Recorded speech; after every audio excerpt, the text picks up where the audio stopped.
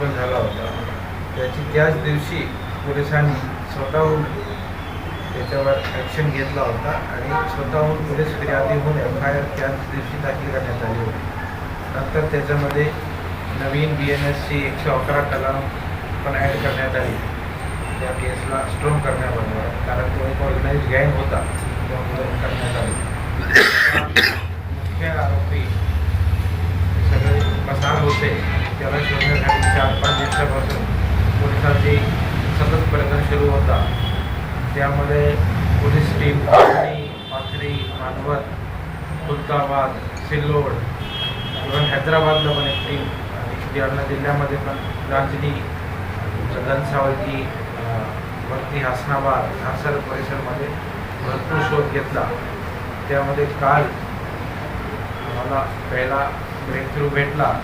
एक आरोपी सोफियान कुरेशी अटक करण्यामध्ये पोलिसाला सक्सेस भेटली आणि त्या लिंकला पुढे घेऊन त्यामध्ये मुख्य आरोपी असलम कुरेशीला रात्री उशिरा ज्यामध्ये विसर्जन सगळा सुरू होता पोलिसला ताब्यामध्ये घेण्यामध्ये सक्सेस प्राप्त झालेली आहे. आम्हाला अशी एक जमीन माहिती भेटली होती, एक महिलाकडे येणार आहे, त्या लिंकला फॉलो करत त्याला ताब्यामध्ये घेण्यामध्ये सक्सेस प्राप्त झाली आणि 3 आरोपीला आज अटक करून त्यामध्ये असलम कुरेशी व्हिडिओमध्ये दिसणारा, त्यासोबत सोफियान कुरेशी, तसंच हे आरोपीला मदत करणार आहे रांजणीचा यासीन कुरेशी, असे 3 आरोपीला आतापर्यंत पोलिसांनी अटक केला आहे. आज सकाळी त्यांना कोर्टामध्ये प्रोड्यूस केल्यानंतर माननीय न्यायालयाने 4 दिवसाची पोलीस कस्टडी त्यांना दिलेली आहे. आता आमचा सगळा पुढचा तपास ही घटना नेमकी एक्झॅक्टली कधीची आहे, कुठे झालेली आहे, एक्झॅक्ट घटनास्थळ, नंतर त्यामध्ये कुठल्या मोबाईलमध्ये शूट ओरिजिनल व्हिडिओ प्राप्त करणं असो, हे गोवंश कुठून आला, हे सगळ्या पॉईंटवर तपास आता त्यांना पोलीस कस्टडीमध्ये पुढच्या 4 दिवशी पोलीस करणार आहे. आणि टफ केस होता आणि त्यामध्ये सदर बाजार पोलीस स्टेशन आणि LCB या दोघांची टीम भरपूर 5 ते 6 टीमनी 4 मेहनत घेतली. DYSP कुलकर्णी साहेब आणि ॲडिशनल SP आयुष नोकानी याचा सतत पाठपुरावा करत होते आणि याचा एक लॉजिकल कन्क्लुजन आम्हाला काल रात्री किंवा सकाळी त्याच्यामध्ये भेटलेला आहे.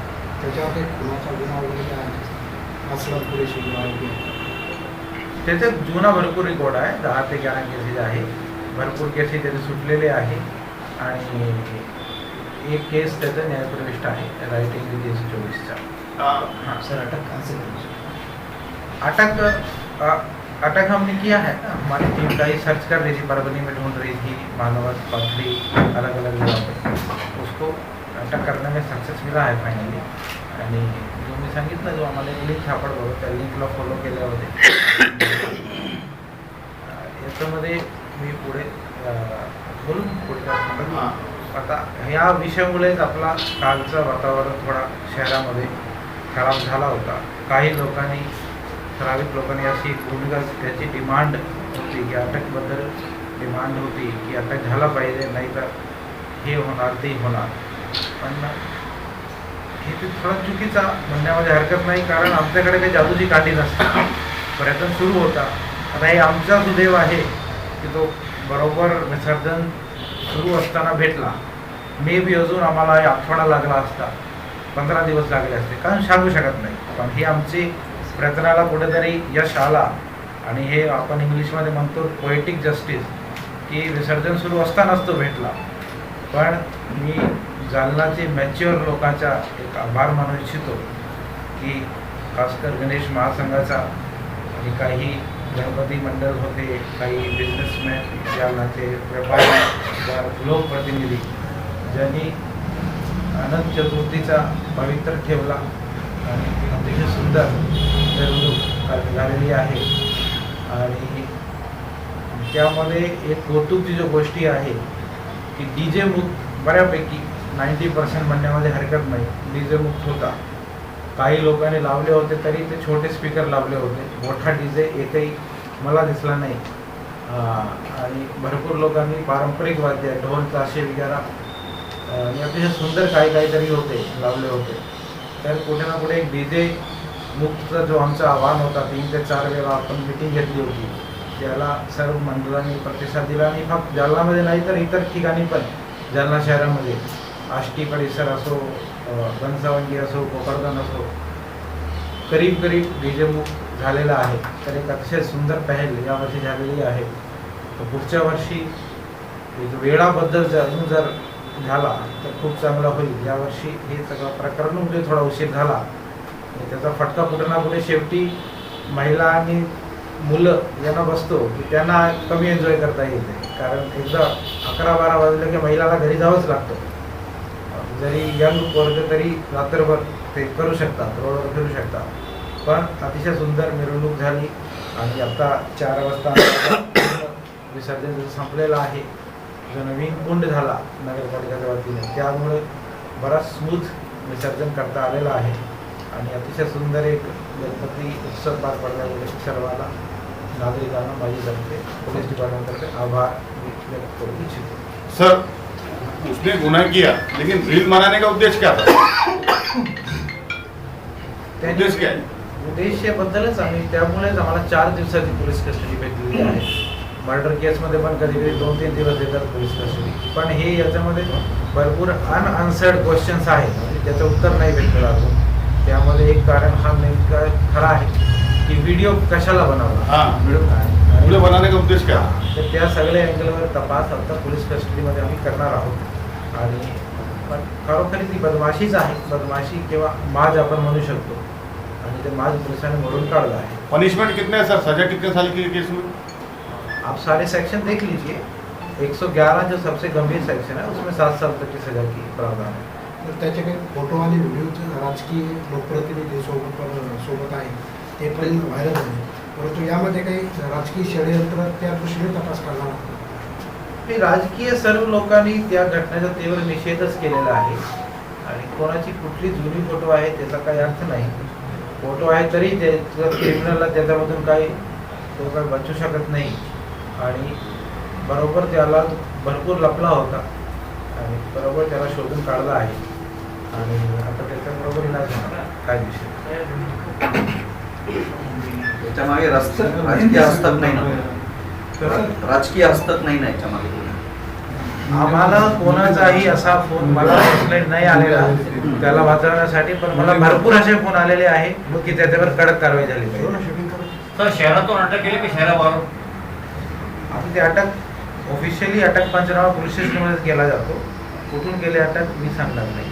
असं जबाब आहे. सर सण उत्सवाच्या काळामध्ये जाणून बुजून हे जे केलंय त्याच्यावर कडक कसं कठोर कारवाई केली का?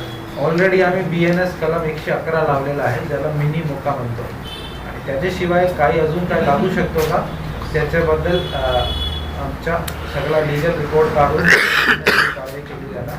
मी काही प्रेसमध्ये तसं अनाऊन्स करू शकत नाही कारण लगेच हायकोर्टामध्ये त्या अनाऊन्समेंटवर चॅलेंज होऊ शकतं. सर जालना जिल्ह्यात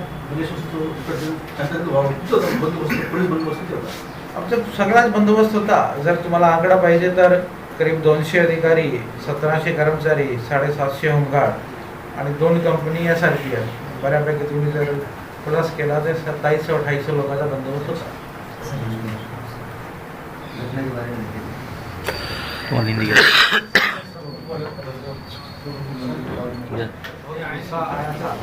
पुलिस ने तभी उसका सुओ मोटो कार्रवाई करते हुए पुलिस की फरियाद पे एफआईआर दाखिल किया था.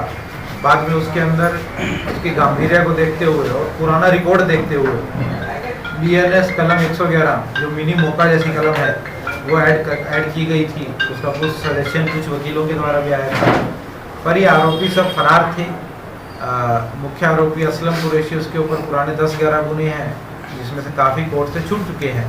पर एक सराइत गुनहगार रहने के कारण उनको सब पुलिस के ढूंढने की पद्धत और क्राइम करने के बाद छुपने की मोडस ऑपरेंडी पता थी.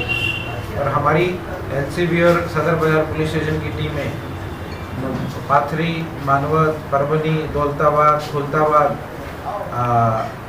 आपका चिल्लोड़ एवं एक टीम हैदराबाद तक भी जाके आई और जालना जिला में तो थे ही.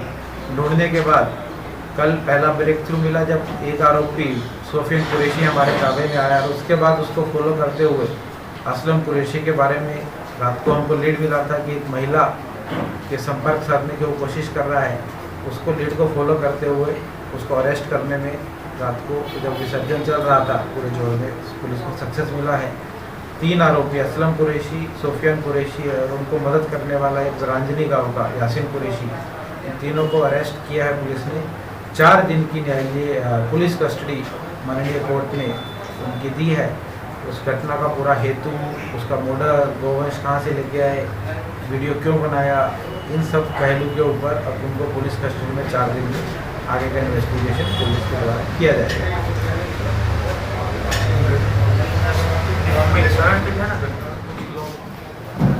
इस घटना के कारण जो गोवंश का घटना हुआ था, कुछ लोगों में संताप था।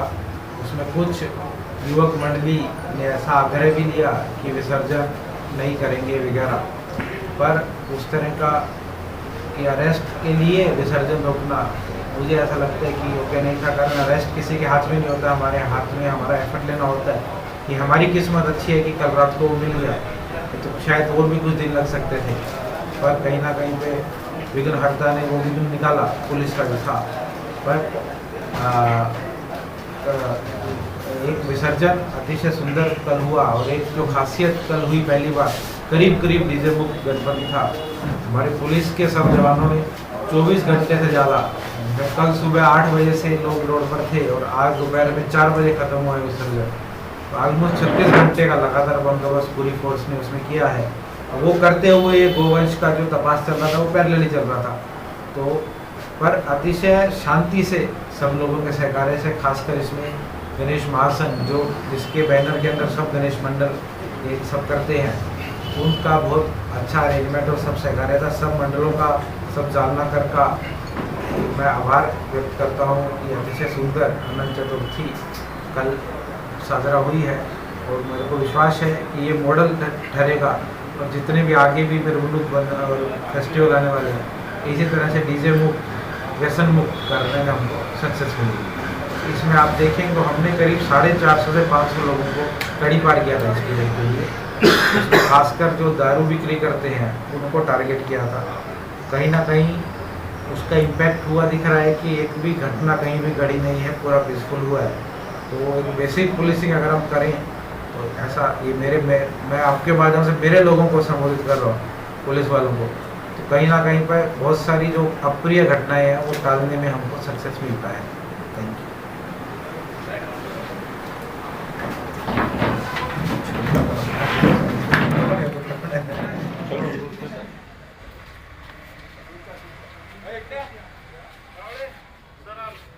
इकडे